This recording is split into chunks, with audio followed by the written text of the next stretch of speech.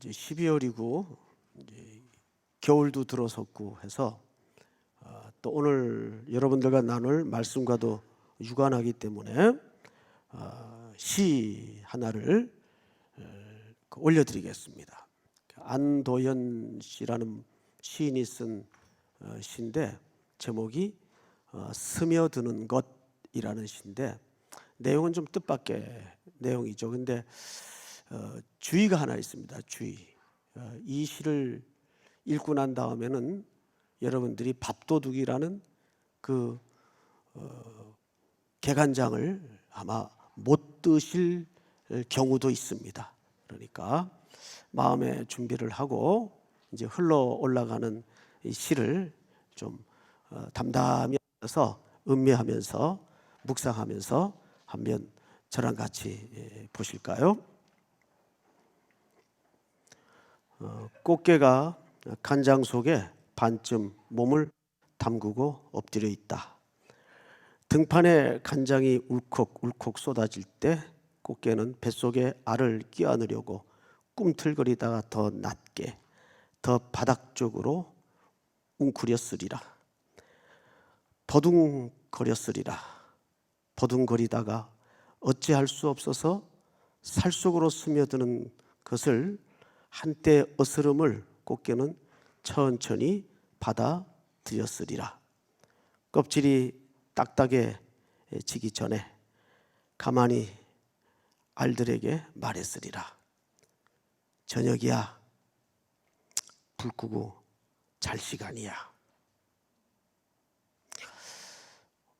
이 시 읽고 나서 못 먹을 것 같아요. 원래 게장을 담글 때는 살아서 산 걸 간장을 부어 담근다죠. 예, 제가 읽진 않고 글로만 다시 한번 좀 볼까요? 한번 다시 띄워주세요. 천천히 한번 여러분 읽어보시기 바랍니다.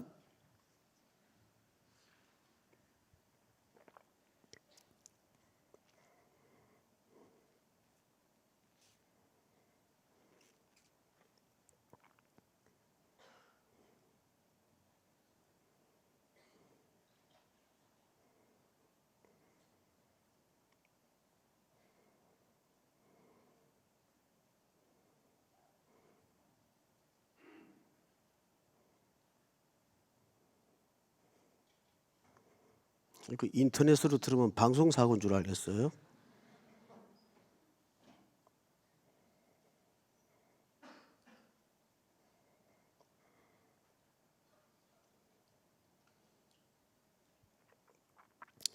가장 그 앞구는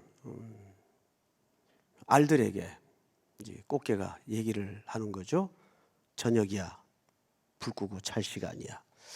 아마 이제 거의 다 다가온 죽음을 품은 알들과 함께 운명으로 받아들이는 그런 글이죠.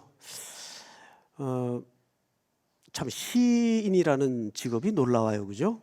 이런 참 우리는 늘 만나게 뭐 밥도둑이야 그러면서 먹어대는 그 간장게장을 이런 고유한 생명으로 바라볼 수 있는 시선을 가졌다는 게 참 놀라워요. 우리가 성경을 읽으면서도 이런 좀 영성이 회복이 되었으면 좋겠다는 생각을 갖습니다. 오늘 우리가 읽을 디모데후서 4장은 사실 이 안도현 시인이 쓴 시의 내용만큼이나 참 애잔한 매우 처연스럽고 고혹스러운 그런 아름다운 내용을 담은 시입니다.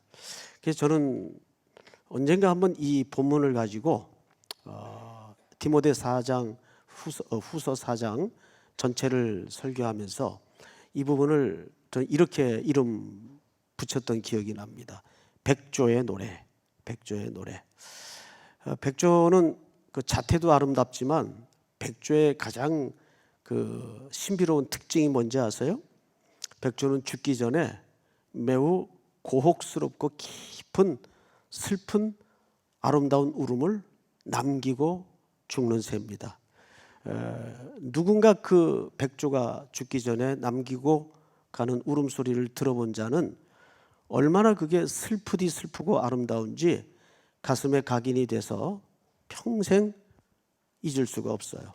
근데 저는 천운으로 새를 키우다가 저는 잠깐 새 파는 가게에서 고등학교 중퇴를 하고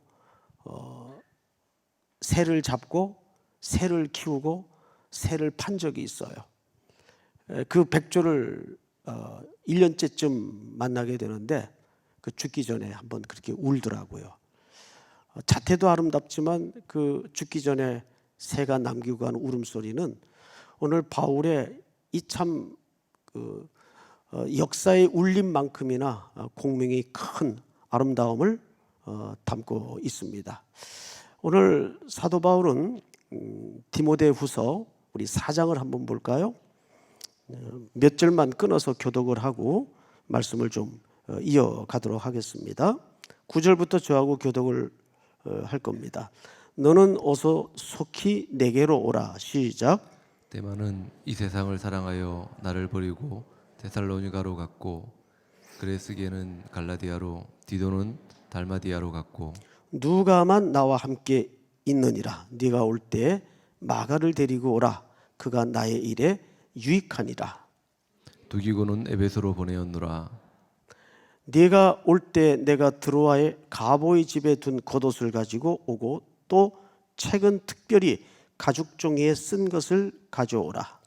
구리 세공업자 알렉산더가 내게 해를 많이 입혔음에 주께서 그 행한 대로 그에게 갚으시리니 너도 그를 주의하라.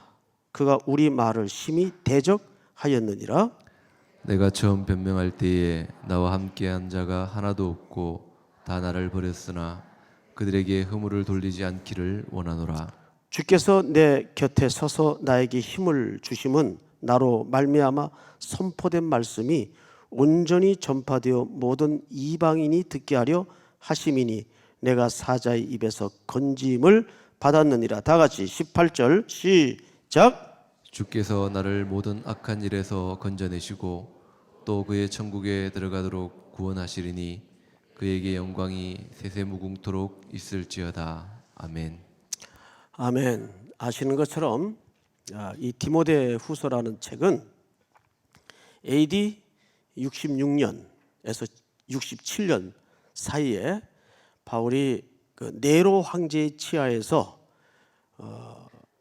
대화재 사건으로 그리스도인들이 누명이 씌워지고, 그래서 코바디스라는 영화에 보면 그 끔찍한 당시 장면이 너무도 리얼하게 묘사되어서 만들어진 영화를 여러분들이 기억할 겁니다. 그때 바울이 두 번째로 투옥이 돼요. 로마의 감옥에. 이때는 조금 이렇게 자유로운 투옥이 아닌 정말 감옥에 들어갔습니다.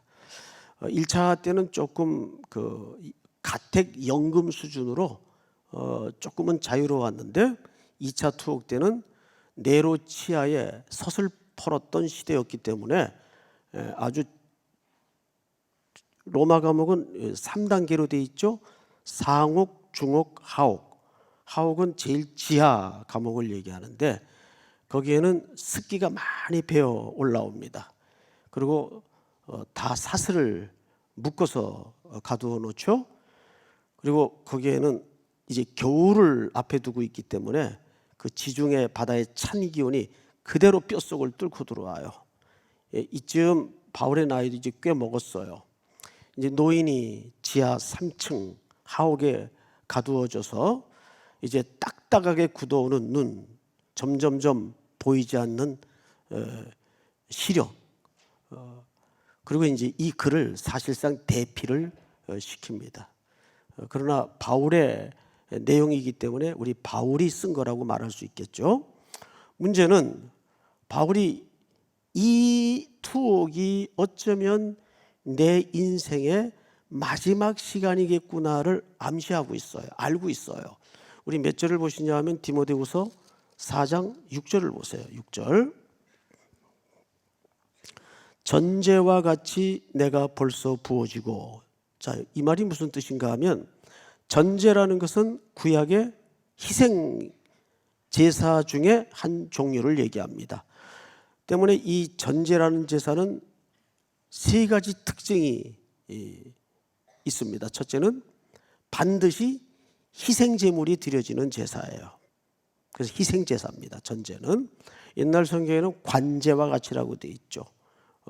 전제입니다. 희생 제사. 그리고 이 제사의 또 하나의 특징은 아주 순서가 길어요.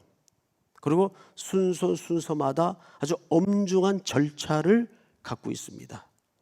근데 아무리 까다롭고 긴 절차를 가진 제사일지라도 이 제사는 영원히 드려질까요? 끝나는 시간이 올까요?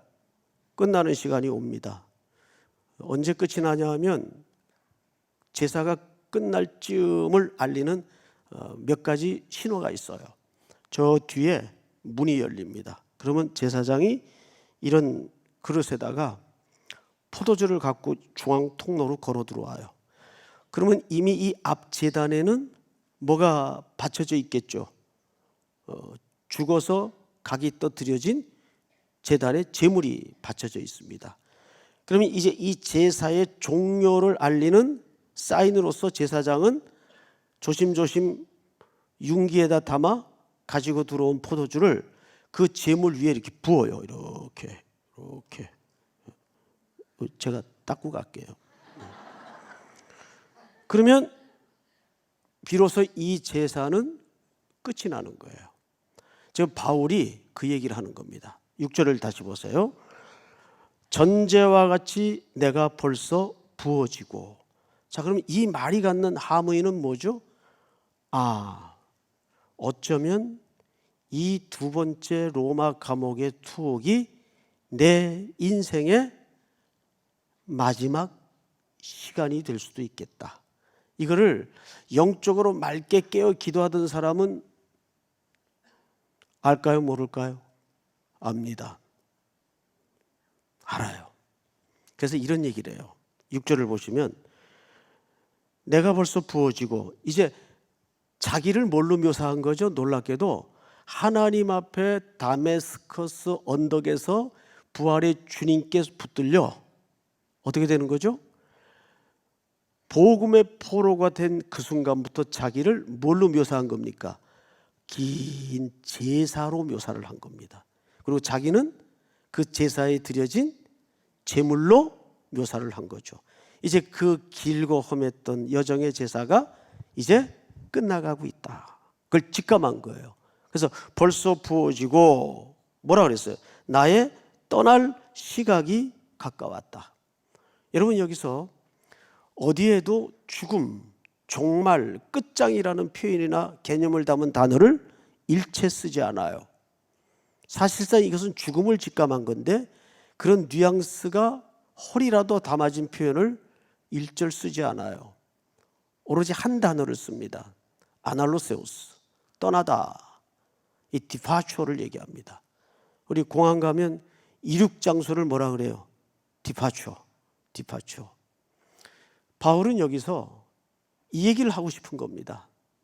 이 아날로세우스라는 단어는 로마 군사들이 격렬한 전쟁을 끝내고 승리를 쟁취한 이후에 거기에 로마의 엠파이어를 만들어 놓고 이제 부대 대장의 지휘를 따라서 이제 고향으로 돌아가기 위해 그동안 임시로 묵었던 텐트를 걷어야 짐이 옳게 싸집니다.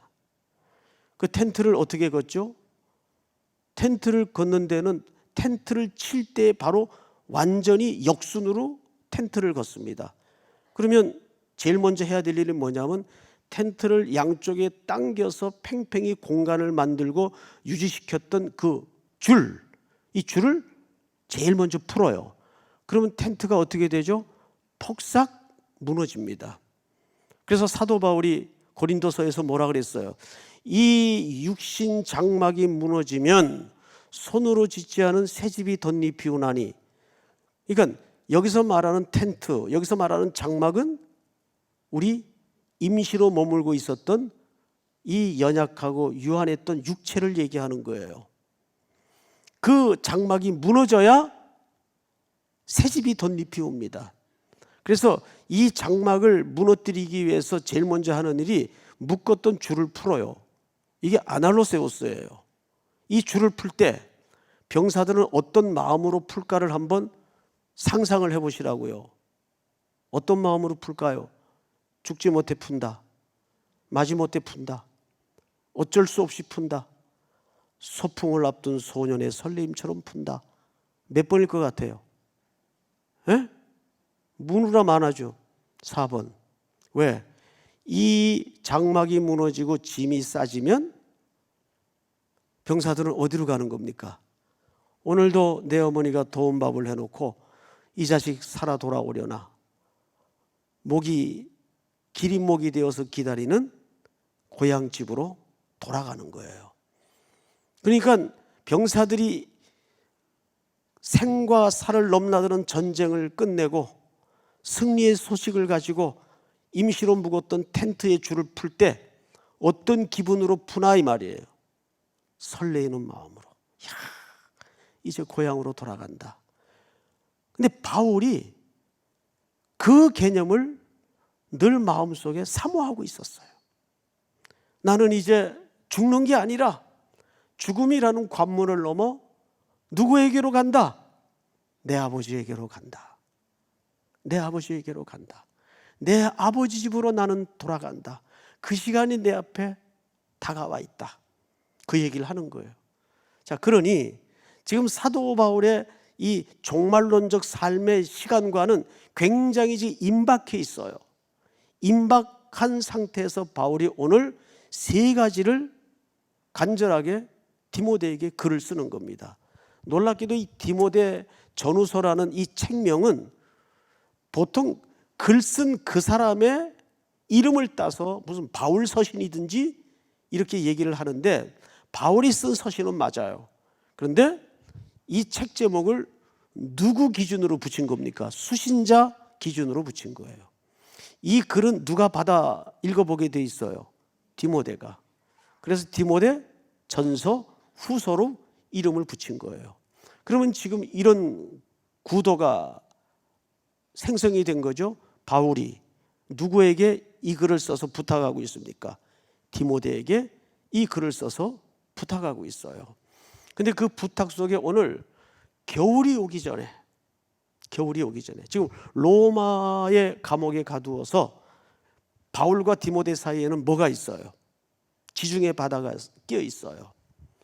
이 바다를 건너고 오고 간다는 것은 당대 이 해양 기술 수준으로는 몇 번 목숨을 거는 일일 정도로 쉽지 않은 여정입니다. 그런데 사도 바울이 지금 디모데에게 그걸 부탁하고 있는 거예요. 겨울이 오기 전에 속히 오라. 왜? 겨울은 10월부터 다음해 4월까지입니다.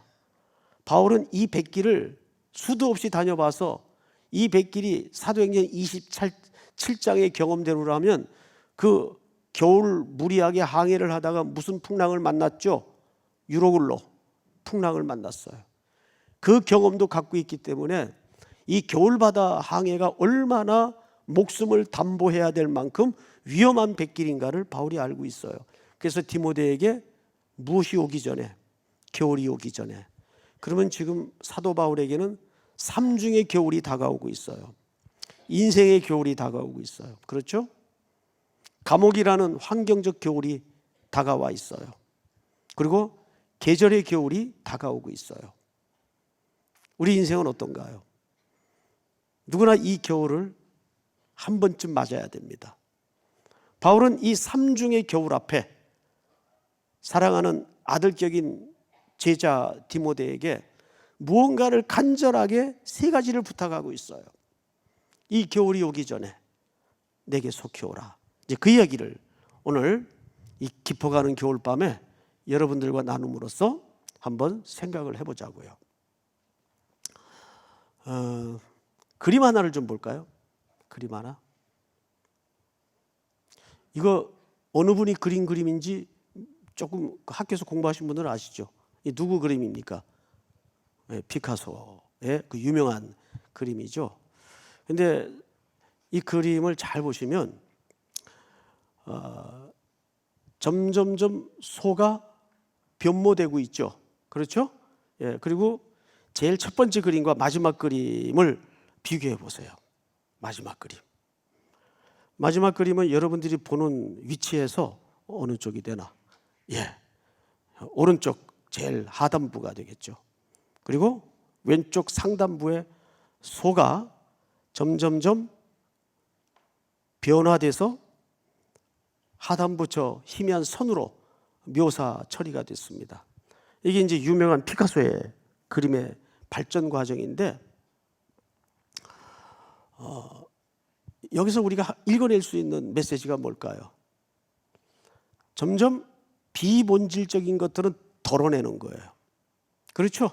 그리고 가장 핵심만 마지막에 남겨놔요. 그래서 디자인을 하는 분들을 보면 이 그림을 많이 디자인의 아이디어의 원리로 이용을 합니다. 디자인이라는 것은 뭐를 자꾸 덧붙이는 작업이 아니고 뭐를 자꾸 덜어내는 작업이죠. 그래서 아주 핵심 임팩트한 어떤 본질적 같지만 사람들에게 각인시키는 메시지를 형상화시켜서 담아내는 작업을 하는 분들을 보통 디자이너라고 얘기를 합니다. 그런데 과연 그것이 디자이너들에게만 해당되는 표현일까? 피카소가 이 그림의 발전 과정을 통해서 계속 본질이 아닌 비본질적인 것들은 덜어냄으로써 제일 마지막에 그 희미한 선으로만 소의 그림을 처리해버려요. 지금 사도 바울의 글을 읽다가 보면 마치 이 그림 같은 느낌이 들어요. 그가 이 마지막 순간에 얼마나 보고 싶은 사람도 많았을 게고 하고 싶은 일도 아쉬움도 컸을까요? 그런데 4장에다가 탁 집약시켜서 그래도 마지막에 내가 이것만은 다음 세대, 다음 역사에 물려주고 떠나야 되겠다는 어떤 종말론적 시각에서의 간절한 심정과 중심을 담아서 지금 4장을 쓰고 있다는 것을 놓쳐서는 안 됩니다. 자, 그럼 첫 번째 뭘 부탁하고 있나? 지금 그 곁에는 많은 사람들이 있었지만 다 떠났어요. 그 감옥에 갇히자 9절에 보면 너는 어서 속히 내게로 오라. 그리고 또 겨울이 오기 전에 오라 할 정도로 지금 뭔가 이렇게 화급한 마음을 바울의 기록 속에 읽어낼 수가 있습니다. 내게 속히 오라. 겨울이 오기 전에 속히 오라. 뭐가 이렇게 사도 바울 마음에는 간절함과 다급함과 절실함이 있었을까? 그거를 우리가 놓쳐서는 안 된다는 거죠. 자, 10절. 데마는 이 세상을 사랑하여 나를 버리고 데살로니가로 갔고. 자, 이 세상을 사랑하여라는 말로서 또 나를 버리고라는 말로서 데마의 지금 상태를 우리는 추정할 수가 있는데 너무 극단적인 추정은 삼가하는 게 좋습니다. 왜냐하면 데마는 그래도 한때에 다른 서신을 보니까 이런 기록이 남아져 있더라고요.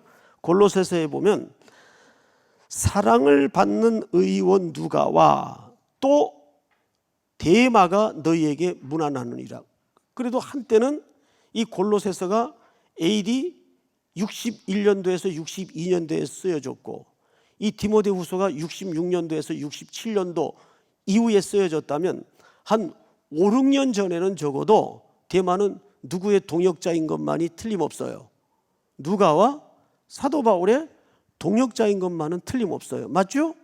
그런데 그 1년 전 기록인 책 빌레몬서 24절을 보면 이런 표현이 또 있어요. 또한 나의 동역자 마가, 아리스다고, 데마, 누가가 문안하느니라. 여기 사도 바울의 동역자의 명단에도 누구 이름이 올라 있나요? 데마가 틀림없이 있어요. 그런데 이제 5년이 지난 즈음쯤 로마의 상황은 엄청나게 험해졌어요. 적어도 식민지 국가들에게 관용 정책을 펴던 로마가 네로라는 이 사이코 황제가 일어나면서 무시무시한 박해와 핍박이 일어나기 시작했습니다. 그래서 이 기간을 대박해 기간이라고 역사가들은 기록하고 있죠. 이때 데마는 바울의 곁을 떠났던 것 같아요. 근데 우리가 좀 구분해서 이해할 필요가 있는 것은 방금 제가 이런 말씀을 드렸어요. 데마의 생의 결론에 대해서는 너무 극단적으로 추정은 하지 말자. 여기 분명히 하나님을 배반했다든지 그리스도를 배반했다는 표현은 없고 단지 누구를 떠났다고만 묘사되어 있어요. 나를 떠났고, 세상을 사랑해서 나를 떠났고, 나를 버리고 이렇게 되어 있어요. 그러니까 어쨌든 누구를 버린 것만은 맞아요. 예, 바울을 버린 것만은 맞아요. 그런데 왜 성목사는 데마에게 그렇게 아직 미련이 남아서 굳이 그렇게 변명을 하는가? 다음에 그 이유가 분명히 있습니다. 누구를 보냐 하면 바울이 첫 번째 디모데에게 부탁했던 부탁이 뭐죠? 네가 올 때에 누구를 데리고 오라. 13절 볼까요? 두기고는 에베소로 보내었노라. 이 두기고는 그 군대로 말하면 이제 전령입니다. 부대장의 메신저를 자처해서 메시지를 전달하는 전령이에요. 그러니까 이 두기고는 참 대단한 사람이에요. 그 당시 줄령을 넘고 바다를 건너서 서신을 유럽의 교회, 아시아 교회에 전달한다는 것은 풍토병을 각오해야 되고 가진 생명에 대한 위험을 각오해야 되는 역할이에요. 그런데 유일하게 사도 바울이 누구에게 그 임무를 맡겼습니까? 두기고 또는 디도에게 그 임무를 맡깁니다. 아무나 맡길 수 있을까요? 그 임무를? 아무나 못 맡기죠. 그리고 이제 또 성경을 보십시다. 두기고는 에베소로 보내었노라. 에베소로 왜 보냈을까요? 지금 디모데가 에베소에 교회 지도자로 있잖아요. 그 디모데가 바울의 부탁을 받아서 지금 로마 감옥으로 바울을 미원하려 와야 되는데 에베소 교회는 빌 거 아닙니까? 그럼 누군가를 대신해서 죽음을 불사하고 에베소로 누구 한 사람은 보내야 될 거 아니에요. 그래서 두기고는 디모데를 대신해서 에베소로 가고 에베소의 교회 지도자였던 디모데는 이제 바울의 명령을 따라 로마 감옥을 향해서 와야 되는 입장입니다. 근데 성경에는 그 디모데가 로마에 도착했다라는 기록까지 좀 담아냈으면 좋았을 뻔했는데 그 기록은 없어요. 그래서 도착했다 못했다 학자들 간에 논란이 많은데 모른다가 답입니다. 모른다. 근데 성경을 보세요. 네가 13절 다 같이 한번 읽을까요? 시작. 내가 올 때에 내가 들어와 가보의 집에 둔 굿옷을 가지고 오고 또 책은 특별히 가죽 종이에 쓴 것을 가져오라. 네가 올 때에 내가 들어와 가보의 집에 둔 겉옷을 가지고 오고, 이 겉옷이라는 말이 사실은 두 가지로 번역이 될 수 있습니다. 책의 겉표지, 즉 또 책에 그 책을 담는 그 통, 이렇게 번역을 할 수도 있고 말 그대로 이런 겉옷을 말하기도 합니다. 근데 이제 어느 쪽이 더 신빙성이 있느냐 했을 때 모든 이 성경의 종합적인 정황으로 봐서 겉옷을 말하는 게 맞습니다. 그러면 그 당시 겉옷은 어떤 기능과 역할을 했는가를 잘 이해하셔야 돼요. 아니 뭐 그 겉옷 하나가 뭐 이렇게 중요해서 그 죽음을 불사한 먼 길을 오는데 굳이 그거를 꼭 갖고 오라고 바울이 디모데에게 부탁을 해야만 했나? 그게 좀 이상하잖아요. 그런데 구약에서부터 겉옷은 어떤 기능을 갖고 있냐면 입는다는 기능이 아니에요. 덮는다라는 뜻이 있습니다. 여러분 룻이 보아스의 발 밑에 들어가서 보아스의 무슨 옷을 덮었죠? 겉옷을 덮습니다. 그것은 그 사람의 보호 아래로 들어간다는 뜻이에요. 그러니까 엘리사는 누구의 겉옷을 물려받습니까? 그렇죠. 엘리야의 겉옷을 물려받아요. 근데 그 겉옷은 무슨 역할을 했던 겉옷입니까? 엘리야의 능력의 상징이에요. 요단을 뭘로 갈랐어요? 그 겉옷으로 갈랐어요. 능력의 상징이고 그 자기 직무를 계승한다는 의미를 담은 것이 겉옷의 기능입니다. 그러니까 물론 겨울이 다가오니까 지하 가면 얼마나 추웠겠어요. 그래서 우리가 자연적인 판단으로는 추우니까 그 구멍이 뚫어진 판초 같은 그런 겉옷을 가지고 오라고 했나 보다라고도 이해할 수 있지만, 여기에서는 그렇게만 이해해서는 이 의미가 너무 약해요. 그래서 학자들은 이것이 아마 바울이 다가오는 죽음을 직감하고 자기가 지금까지 뿌리고 심었던 복음에 대한 모든 승계 작업을 누구에게 하고 싶었던 겁니까? 그렇습니다. 디모데에게 하고 싶었던 거예요. 이것이 두 번째 부탁이에요. 그런데 우리가 그 앞절에서 바울이 첫 번째 속히 겨울이 되기 전에 오라라고 디모데에게 부탁하면서 누구를 데리고 오라 하는데 그 부분을 좀 한번 보자고요. 11절. 누가만 나와 함께 있느냐. 누가는 지금 현재 바울과 함께 있어요. 감옥에서 옥바라지 하면서. 이 참 대단한 사람이에요. 아까 우리가 골로새서 읽다 보니까 누가를 사도 바울이 뭐라고 표현을 했네요. 그죠? 제가 다시 한번 읽어드릴게요. 골로새 4장 14절에 보면 사랑을 받는 의원 누가와 또 데마가 너에게 문안하느니라. 그러니까 데마하고 누가가 같이 있었어요. 바울 곁에서. 그런데 데마는 세상을 사랑하여 어쨌든 떠났고, 그리고 지금 사랑받는 의원 누가만 바울 곁에서. 바울은 많은 질병을 안고 있었어요. 그래서 그는 그 시대에도 별명이 걸어다니는 종합병원이었어요. 그래서 항상 하나님께서는 그에 걸맞게 그를 돌볼 수 있는 동역자인 의사 출신 누가를 붙여놓은 겁니다. 근데 여러분, 의사들의 이 뇌구조는 문예적일까요? 아니면 좀 조직적이고 과학적일까요? 조직적이고 과학적입니다. 그래서 누가가 쓴 누가복음과 사도행전 글을 보면 그 의사다운 필체가 여실히 드러나요. 굉장히 조직적이고 치밀하게 과학적인 구조를 가지고 누가복음과 사도행전을 순차적으로 썼다는 것을 금방 알 수가 있어요. 그러면 그 많은 분량의 책을 누가는 누구 곁에서 썼을까요? 사도 바울 곁에서 사도 바울의 행보를 추적하면서 그 모든 삶을 받아내면서 그 놀라운 하나님의 말씀을 기록해낸 겁니다. 그래서 누가는 끝까지 옥바라지 가운데 누가복음과 사도행전을 저술해내죠. 자, 그리고 이제 그 다음 11절을 다시 보십시다. 네가 올 때에 누구를 데리고 오라? 마가를 데리고 오라. 그리고 그 다음에 이런 표현이 있어요. 그가 나의 일에 뭐하니라? 유익하니라. 자, 우리 사도행전 13장을 한번 좀 넘겨보십시다. 이건 직접 눈으로 확인을 할 필요가 있어요. 사도행전 13장. 성경 찾으세요? 네, 자막 없어요.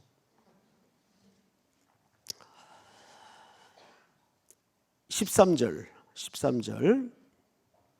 우리 전체 한번 같이 읽어보겠습니다. 시작. 바울과 및 동행하는 사람들이 바보에서 배 타고 밤빌리아에 있는 버가에 이르니 요한은 그들에게서 떠나 예루살렘으로 돌아가고. 자, 여기 보시면 안디옥 교회에서 최초로 2명의 선교사가 파송이 됩니다. 그렇게 뽑혀 파송된 두 사람이 바울과 바나바예요. 그런데 이때 누가 동행을 했는가 하면 요한이 동행을 하는데, 이 요한이 사실 다른 이름이 있죠. 바로 마가입니다. 마가의 다락방, 바로 그 주인 아들이에요. 그러면 그 다락방에 오순절 성령이 강림할 때 다락방인데 몇 명이 들어앉아 있었어요? 120명. 그러면 120명이 더 된다고 봐야 되죠. 아니, 다락방이 얼마나 넓길래 다락방이 그 정도 규모의 집이었다면 그 집 규모는 전체 윤곽이 작았을까요? 컸을까요? 어마어마한 저택이었어요. 그럼 이 마가는 일단 잘 사는 부잣집 아들이었다는 상식적인 추정이 가능해집니다. 근데 어쨌든 바나바는 마가와 친척 관계, 생질 관계예요. 그래서 데리고 떠난 거예요. 근데 밤빌리아에 이르러서 보세요. 밤빌리아에 있는 버가에 이르니 요한은 그들에게서 떠나 다시 예루살렘으로 돌아가 버렸어요. 이 왜 돌아갔냐? 이거 가지고 이제 학자들이 몇 가지 견해를 갖고 있어요. 첫째, 왜 돌아갔냐? 얘가 이제 부잣집 아들이니까 힘들어서 돌아갔을 것이다. 왜냐하면 밤빌리아에서 다음 행선지를 가려면 갈라디아, 아시아 쪽으로 가야 되는데 어마어마한 줄령을 넘어가야 돼요. 그러니까 감당이 안 될 것 같으니까 마가가 삼촌 나 여기서 그냥 갈게요. 그리고 예루살렘으로 자기 집으로 돌아갔을 것이다. 이렇게 학자들이 추정을 합니다. 부잣집 아들이라는 이제 원인을 첫 번째로 꼽아요. 두 번째는 얘가 그러다 보니까 마음이 열려서 이쯤에서 꽤 시간도 흘렀을 게고 향수병이 도졌나 보다. 향수병 때문에 돌아갔을 것이다. 충분히 일리가 있는 얘기입니다.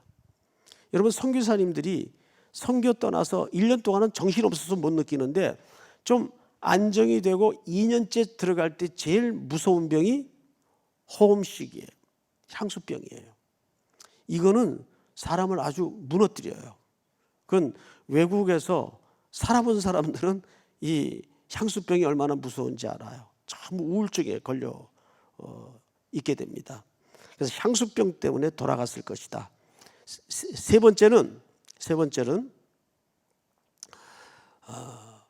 바울이 성격이 하도 고약스러우니까 갈등 때문에 돌아갔을 것이다. 이렇게 해서 여러 가지 설이 있는데 성경은 답하지 않으니까 우리가 왜 돌아갔는지는 몰라요. 근데 이것 때문에 또 바울하고 바나바하고 한바탕 소동이 일어납니다. 여러분 그 소동을 우리 한번 마저 확인하고 오늘 본문을 좀 보도록 하십시다.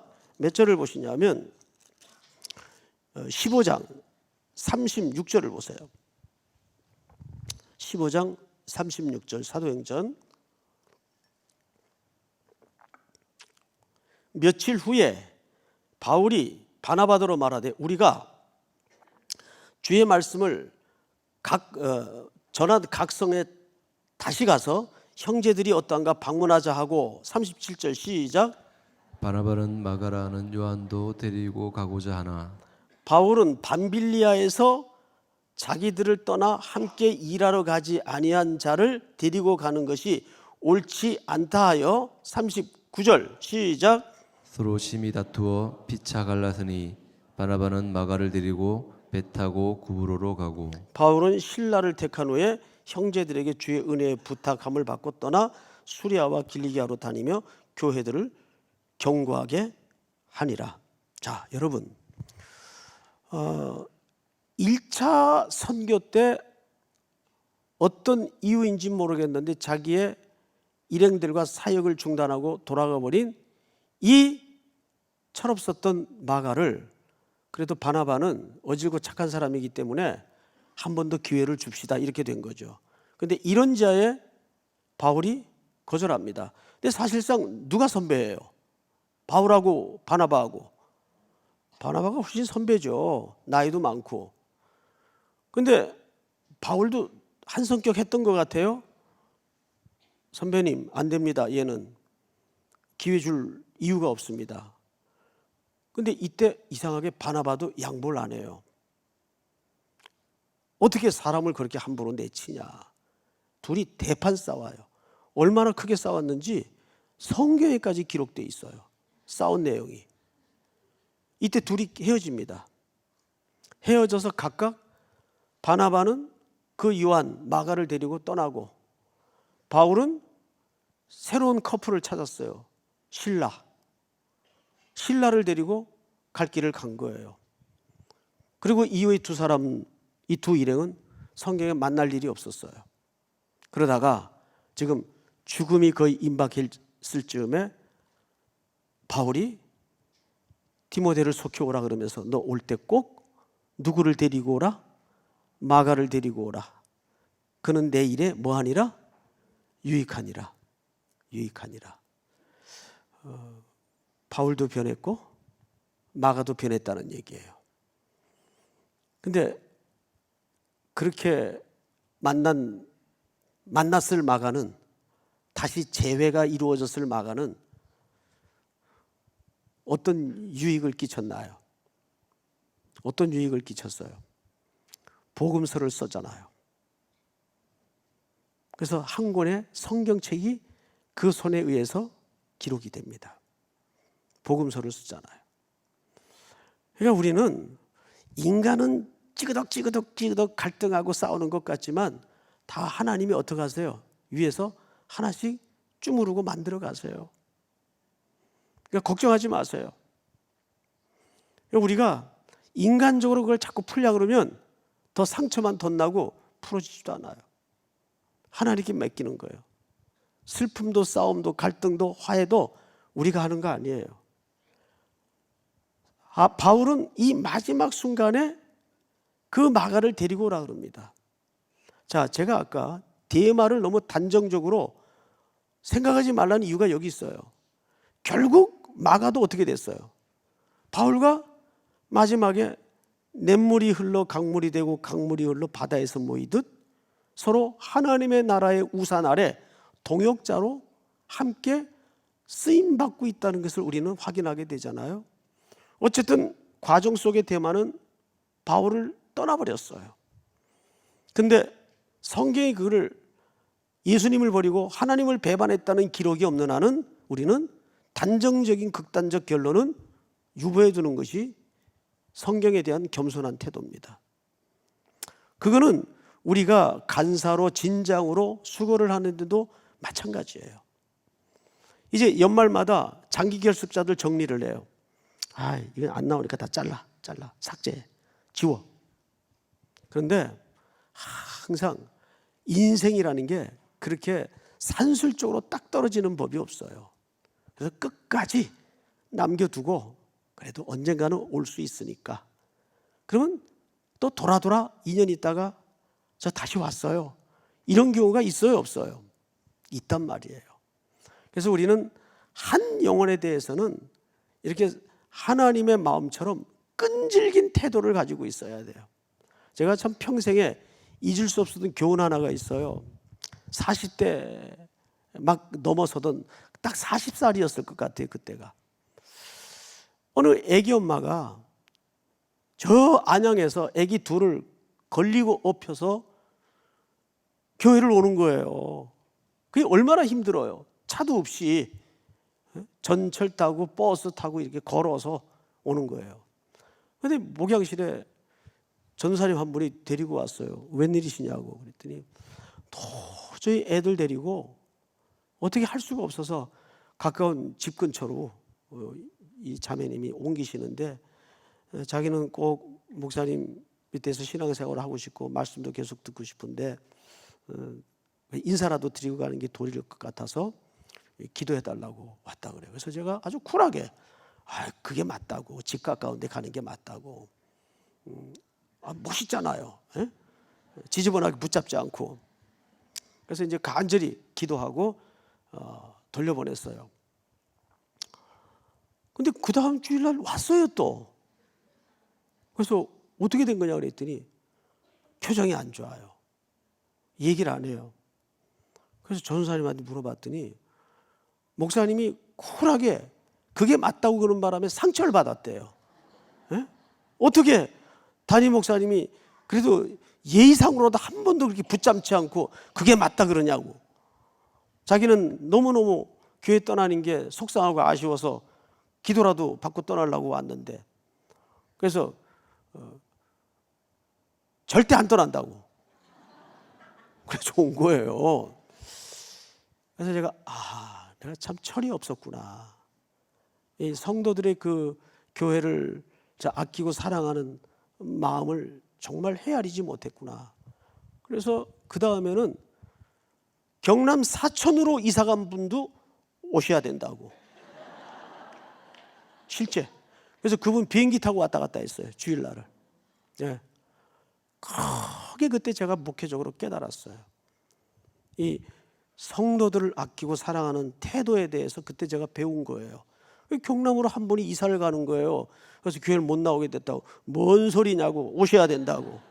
그 이분이 비행기 타고 매주 왔다 갔다 했어요. 실제. 예. 그러니까 우리 간사님들도 뭐 이사를 가게 돼서 그런 고려하지 마세요. 예. 무조건. 예. 이야기가 조금 새길로 샜지만, 자, 그래서 자 보세요. 여기 첫 번째, 겨울이 오기 전에 속히 오라. 누구를? 두 사람을 부탁했어요.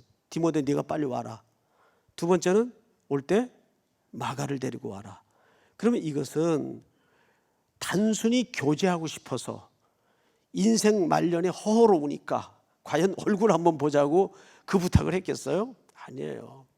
이들에게 꼭 당부할 일이 하나 있었어요. 오늘 사실 성경에 그 내용이 나옵니다. 올 때 뭘 가져오라 그래요? 책을 가져오라 그래요. 근데 이 책은 그 당시 책은 두 종류의 글이 있었어요. 파피루스와 양피지입니다. 근데 이 책은 파피루스가 아니라 양피지예요. 양피지에 쓰는 것은 왕의 문서나 성경 또는 아주 공증에 해당하는 공문서, 이런 것들을 잘 변하지 않도록 하기 위해서 양피지에 쓰게 되어 있습니다. 그래서 학자들은 아마도 이 책이 성경의 조각본이었을 거다. 사도 바울이 1차, 2차, 3차에 걸쳐 유럽을, 아시아를 목숨을 걸고 험하게 돌아다니면서 여기저기 그런 것들을 남겨놨을 거 아니에요. 그리고 나름대로 학자니까 기록을 하고 남겨놨을 거 아니에요. 성령이 음성을 들려주실 때마다 그거를 사도행전 20장에 보면 그 유두고가 떨어진 그 집 있죠? 거기서 며칠 묵어요. 근데 그 집에 들어와 가보의 집에 그 책을 남겨뒀던 것 같아요. 내가 올 때 그거를 좀 가지고 와라. 부탁을 한 겁니다. 그러면 그 부탁을 왜 했겠는가 그 말이에요. 이제 자기는 곧 임종이 다가오고 있다는 걸 느끼기 때문에 어떻게 하든 이 성경이 이 후세들에게 완성이 되어서 들려주고 전달되기를 바울은 오로지 그 일념 하나를 원하고 있었던 겁니다. 그리고 이제 마지막 부탁을 보십시다. 사도행전 다시 디모데후서 4장으로 다시 돌아가서 마지막에 그가 뭘 부탁을 하는가? 13절을 다시 보십시다. 다 같이 한번 더 읽을까요? 시작. 내가 올 때에 내가 들어와 가보의 집에 둔 겉옷을 가지고 오고 또 책은 특별히 가죽 종이에 쓴 것을 가져오라. 예, 여기에서 책은 양피지, 가죽 종이에 쓴 것을 가져오라는 표현으로 봐서 우리는 이것이 성경의 조각본이었을 것이다 로 이제 추정을 합니다. 그러면 세 가지 부탁이 뭐죠? 첫째, 마가를 데리고 오라. 둘째, 겉옷을 가지고 와라. 그건 네가 속히 와라. 그리고 마지막 세 번째는 뭘 부탁을 했죠? 그 가죽 종이에 쓴 양피지를 가지고 와라. 그러면 이 마가와 디모데를 통해서, 그리고 지금 자기 곁에는 누가 현재 있죠? 누가가 있어요. 뭐가 쓰여지는 겁니까? 성경이 쓰여지고 성경이 전달이 되는 거예요. 그리고 디모데에게는 자기의 겉옷을 계승자의 입장에서 물려주고 싶었던 거예요. 왜 그랬을까요? 앞에 디모데후서 3장을 보세요. 3장 15절. 또 어려서부터 성경을 알았나니 성경은 능히 너로 하여금 그리스도 예수 안에 있는 믿음으로 말미암아 구원에 이르는 지혜가 있게 하느니라. 16절 다 같이 시작. 모든 성경은 하나님의 감동으로 된 것으로 교훈과 책망과 바르게 함과 의로 교육하기에 유익하니 이는 하나님의 사람으로 온전하게 하며 모든 선한 일을 행할 능력을 갖추게 하려 함이라. 자, 여러분, 그러면 이제 하나의 줄기가 쭉 연결이 되고 잡힙니다. 바울은 그냥 인간적인 허전함 때문에 죽기 전에 디모데 얼굴 좀 한번 봤으면 좋겠다. 뭐 당연히 성정을 가진 사람이기 때문에 그런 마음도 있긴 하겠으나 그것이 주목적은 아니라 그 말이에요.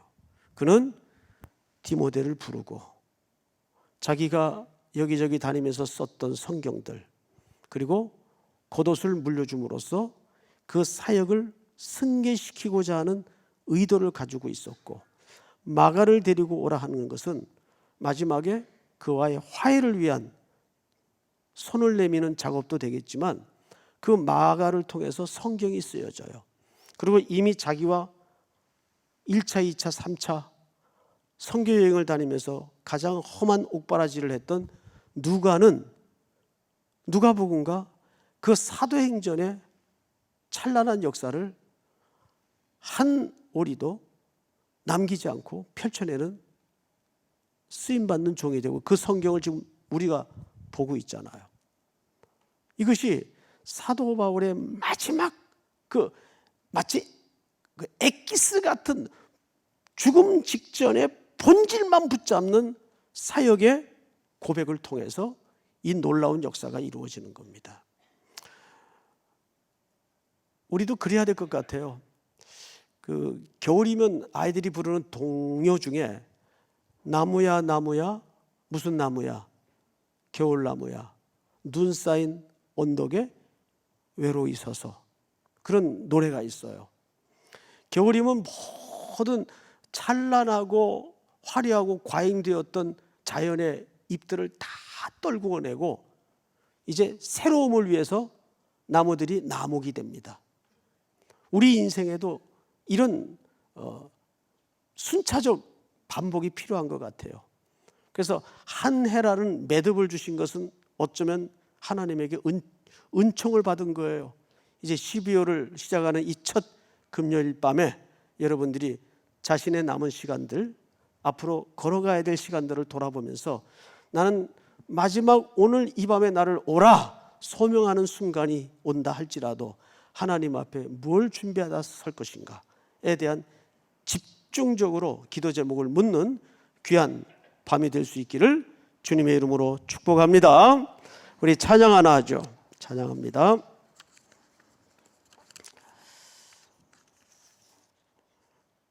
주 나의 모습 보내 상한 나의 마음 보시네 주 은혜임을 찬양합니다.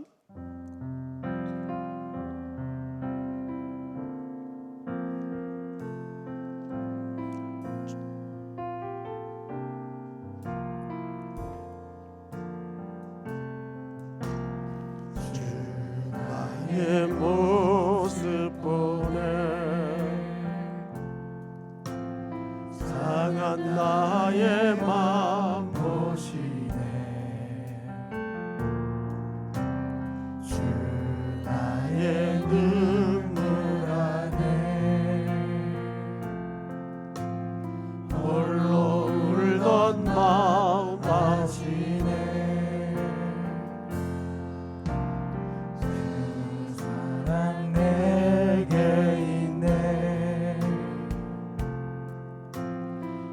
사랑이 날 채우네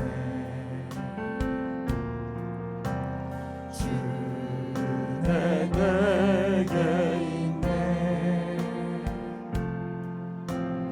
그대로 날 세우네 세상 소망 다 사라져가도 세상 소망 다 사라져가도 주의 사랑 끝이 없으니 살아가는 이 모든 순간이 주의 힘을 나는 믿네 세상 소망 다 사라져가도 세상 소망 다 사라져가도 사랑 끝이 없으니 살아가는 이 모든 순간이 주의 이름. 우리 다시 한번 소리를 높여 세상 소망 다 사라져가도 세상 소망 다 사라져가 주의 사랑 끝이 없으니 살아가는 이 모든 순간이 주의 힘을 나는 힘에. 우리 한번 머리 숙여 기도합시다. 사도 바울은 고백하기를 내가 선한 싸움을 싸우고 나의 달려갈 길을 마치고 믿음을 지켰다고 얘기합니다. 여기서 말하는 바울의 믿음의 개념은 우리가 이해하는 믿음의 개념과 정의가 다릅니다. 믿습니다 그런 믿음이 아니에요. 그 믿음이라는 말을 보면 이렇게 번역을 해놓고 있습니다. 유일한 위탁물, 유일한 위탁물. 바울과 교회와 오늘 우리 각자에게 맡긴 하나님의 유일한 위탁물은 하나님의 말씀이에요. 바울은 그 말씀이 사라지거나 끊어지는 것을 원치 않아서 목숨을 걸고 겨울이 오기 전에 바다를 건너오라고 디모데에게 부탁을 했고 그 마가를 데리고 오라고 부탁을 했습니다. 그리고 겉옷을 가지고 오라고 부탁합니다.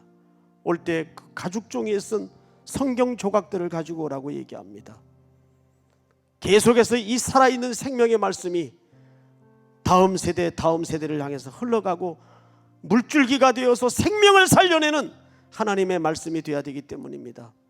선한 싸움을 싸우고 나의 달려갈 길을 마치고 믿음을 지켰다는 말은 내게 맡겨진 그 복음의 말씀을 전하는데 부들부들 떨면서 지켜냈다는 고백입니다.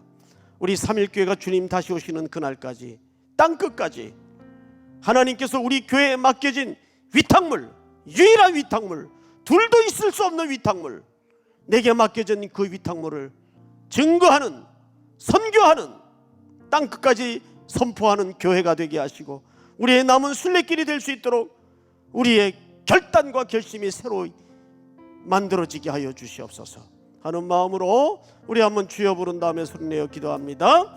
주여. 하나님 아버지 감사합니다.